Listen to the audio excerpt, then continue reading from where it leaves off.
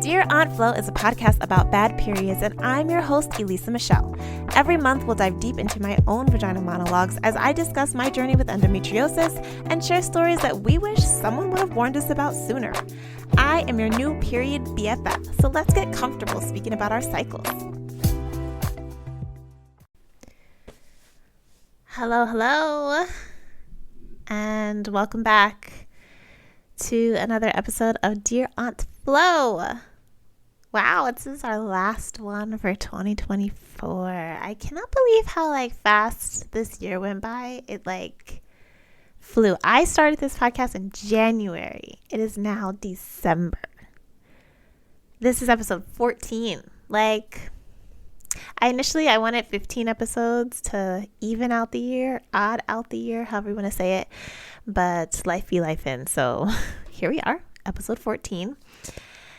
And also I'm adding some new things to the channel next year. I'll talk about that more in this episode. But in the meantime, make sure that you subscribe if you are watching me on YouTube at Elisa_Michelle. If you are listening and following on Apple or Spotify podcasts, Dear Aunt Flo, and you can follow us on IG at dearauntflo.pod. I know a lot of different names there, but it is what it is. And I didn't want to lose my Elisa Michelle handle on YouTube, and it's just too much work to switch the handle and the associated email and then all the videos that I've already made. So this is what it is, okay? So if you're on YouTube and you're watching, subscribe at Elisa_Michelle. Comment, share, interact with me on there. And if you are listening, follow me along at Apple Podcasts or Spotify Podcasts at Dear Aunt Flo. Yes, I think that's correct. and then on IG, dearauntflo.pod.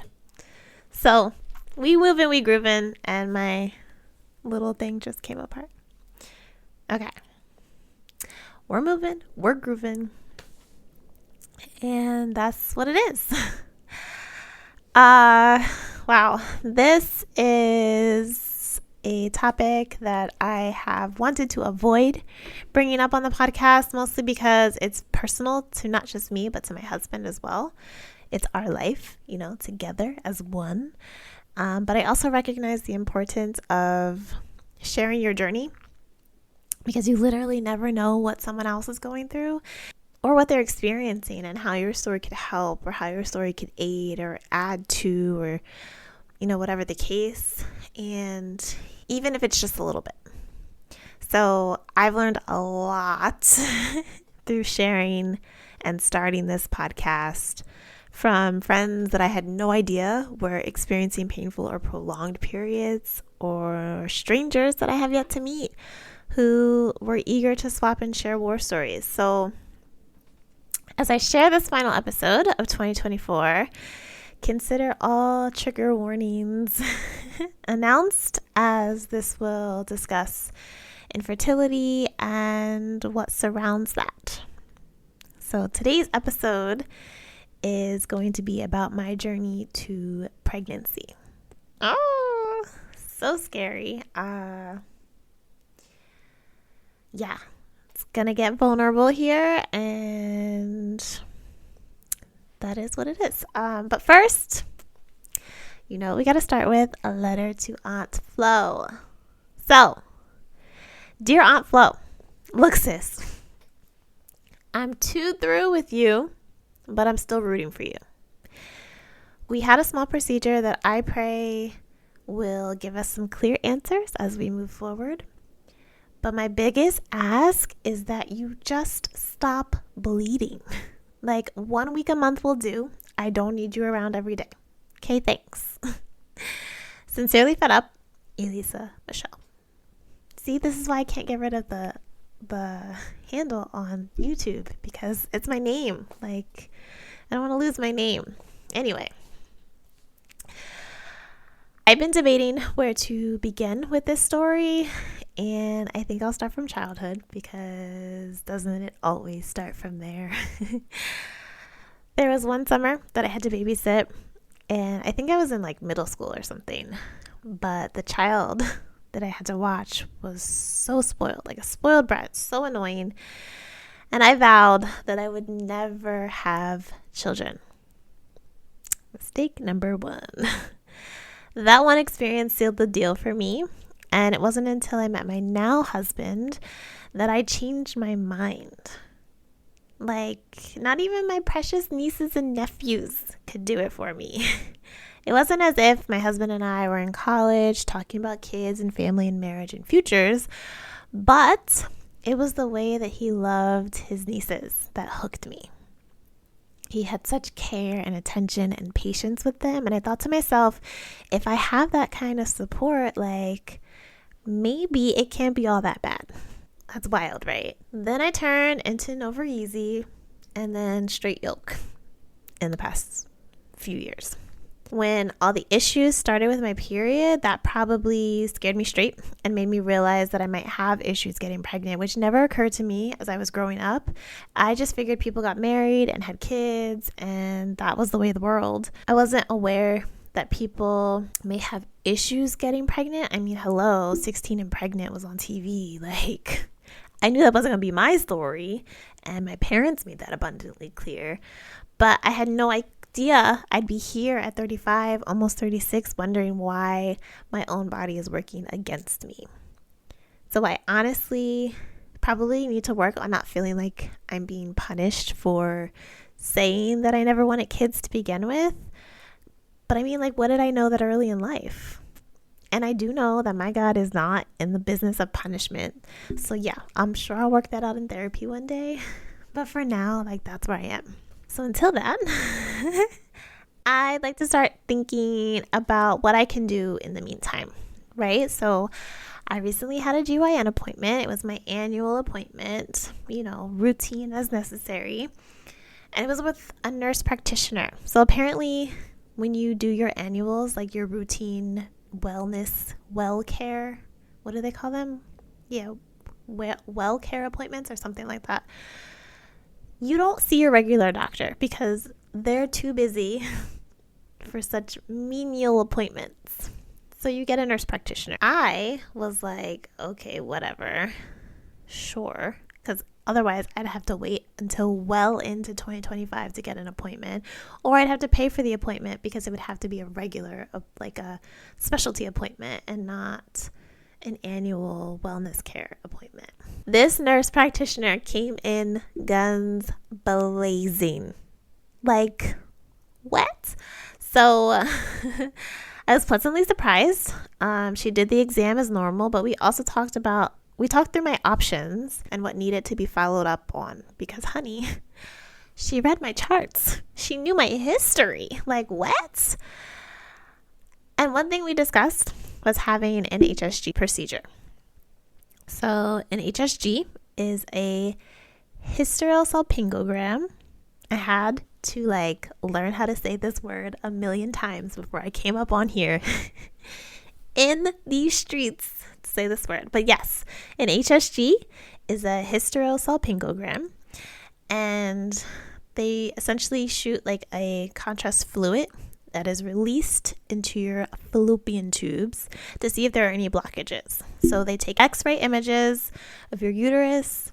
They place a speculum, just like you're having a pap smear. They place a speculum inside your vagina.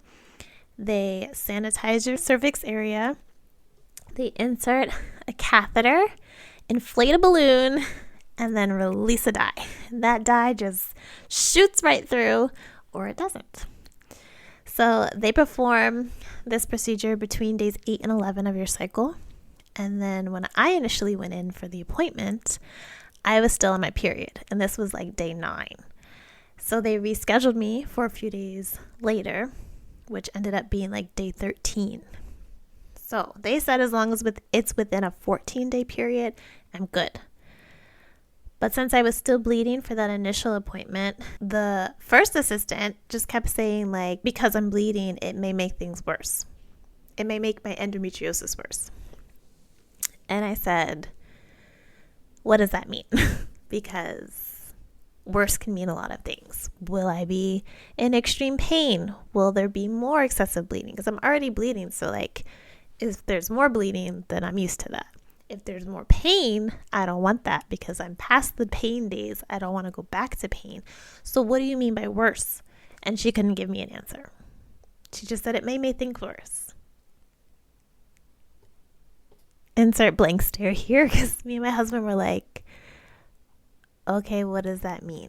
My husband Googled, because that's what we have to do in this day and age, find the answers for ourselves. So my husband Googled that bleeding may just impact the clarity of the test, of the procedure, of the x-ray, and she couldn't explain that to us, and I don't understand why. We rescheduled the appointment for the following Monday, and I, thank God, stopped. My period ended on like that Saturday, which the month before, I was just bleeding straight through. Like all of November into December, just leaking away. So I was very grateful that my cycle stopped and I was able to have the rescheduled appointment, if you will. That assistant walked me through the entire process from start to finish. And I asked her about being on your period for the procedure. And she explained the impact of clarity issue that my husband and I had to Google a few days before. And I said, thank you. Like, that's all I need. Like, just if I ask for something, like, give me an explanation. And if you can't give me an explanation, it's okay to just say you don't know and to ask the doctor, like, when I have the chance to speak to the doctor. Like, I don't know is an acceptable answer, but just saying it might make things worse without going into more detail, like, doesn't help my anxiety, for one, or it doesn't help bring, like, clarity and knowledge to the situation at hand. The doctor came in and further explained the whole procedure, and she walked me through the procedure as she was doing it. So I won't have my full results in time for this episode, but I do know that currently the dye easily flowed through one tube and not the other. So I don't want to speculate until I get more information as to what that means, but it made things make sense. And it also heightened my desire for wanting to beat the odds of getting pregnant naturally. So with endometriosis, you have a higher chance of infertility, and I don't want to be in that. I mean, who does, right? If you want kids, like, who wants to be in that number of odds, right? I want to beat those odds.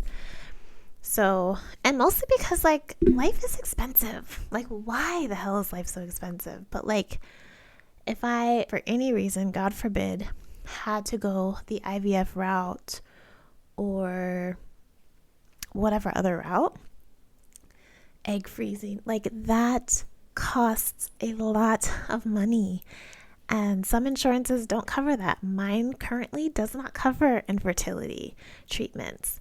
So yeah, like, I don't want to be in those odds. I want to beat those odds so that I can naturally conceive a child.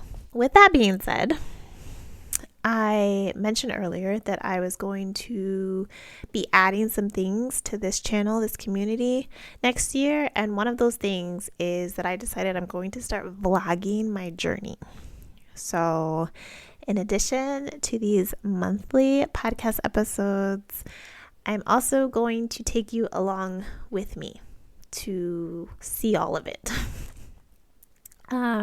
The painful cycle weeks, the doctor's appointments, the journey to hopefully getting pregnant, like, and life in general. I have this podcast as an outlet, but I also run a small business, if you don't know that, and everything affects the other. So why not show it all? Like, I am one person, right? I am in all of these different buckets of life, and business, professional, personal, and I want to be able to just show that side, that part of everything, because I think it's important to know how much a woman's cycle affects her everyday life, right? I want to sprinkle in other videos that will allow me the chance to just document this journey. So I want to look back and see how far we've come, what we could have done differently, what other options and opportunities are out there for us, and so on. So I know it's a lot to openly share these kinds of stories. And if it's too much for you, I understand completely. I just pray that my story isn't one of infertility, but of joy and of triumph. And rather than staying in the shadows and not being fully transparent with everything, I want to share my story in hopes to shed light on how common this is for women, to break the barrier of not talking about our bodies, as I do currently when I talk about my period. So it's probably going to be a lot. All of this will mostly be on this channel. I might sprinkle in some clips on social media, but really all I ask is that you give me grace as I learn new things along the way. I'm learning how to vlog. I am learning how to be in front of the camera, how to storytell, edit and research, and all of these things in between. I don't have a fancy camera. I shoot this podcast on my iPhone XR. It is old. It's old considering there's an iPhone 16 now. It's not flip phone old, but it's an older phone. And I don't know, clarity might not always be great. Picture might not always be great. Sound might not always be great. But if I don't do it now, when is it going to happen, right? I've been putting off doing these type of things for so long, and I don't want to wait anymore. So that's what will be happening for 2025. I will be vlogging. I will still continue to do these monthly podcast episodes. But if you want a deeper dive, peek into my life and what's happening here, then follow along. Follow me on YouTube at Elisa_Michelle. And yeah, this is going to be interesting, but I'm ready. I'm ready to see where life takes me. And I know it's not always going to be rainbows and unicorns. There's definitely going to be some elephant graveyards involved, but that's okay, because it's important to show all aspects, all parts of lives, and especially this one. You only get one, and if I can divulge what's happening, I think it will not only help me, but it'll help someone else. And maybe as you're watching this, you've experienced a similar story, and you can give me advice or offer me some semblance of hope. So yes, let's get into this affirmation, and then we will see you in 2025. Okay. I heard this recently on a podcast called Your Favorite Aunties, and she mentioned that a preacher always left her with this quote, and it has never left her, and I appreciated it. So I'm going to share with you, and it's going to be our affirmation for this episode. Okay. God will never mismanage your life. Whew, remember that, because yes, there may be hard times. Yes, there may be obstacles, but every lesson has a purpose, has a reason, and I need to hold fast to that, right? So repeat after me. God will never mismanage my life. I love you. I see you. I hear you. Peace. Hey BFFs, thanks for tuning in to Dear Aunt Flo. If you enjoyed this episode and would like to show support, be sure to subscribe, rate, and review on Apple Podcasts. This will help more period BFFs find our community and add to the conversation. Follow on IG at dearauntflo.pod and let me know what topics you'd like to cover this season. Catch you in the next episode, period.